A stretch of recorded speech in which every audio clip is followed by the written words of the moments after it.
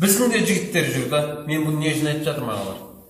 Біз жүрміз. Иманым әлсіз деп та.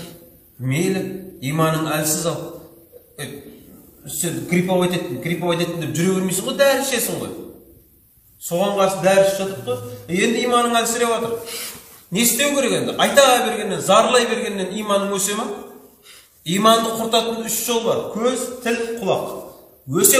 Өсек тыңдау, өсек айту, харамға қарау. 3 жол бар да, 3 жол бар иманды әлсірететін.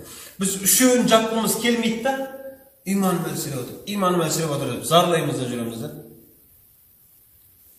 Сіздің иманыңыз еш уақытта күшеймейді. Сол не әлсіретіп жатыр? Сонымен күреспейінше, тілімізбен, құлағымызбен, көзімізбен алыспайынша бар ғой, сіздің иманыңыз еш уақытта тасып кетпейді ол. Ай балақай, есіңде болсын, үйге кірген кезде үйге сәлем беріп кіргін деді.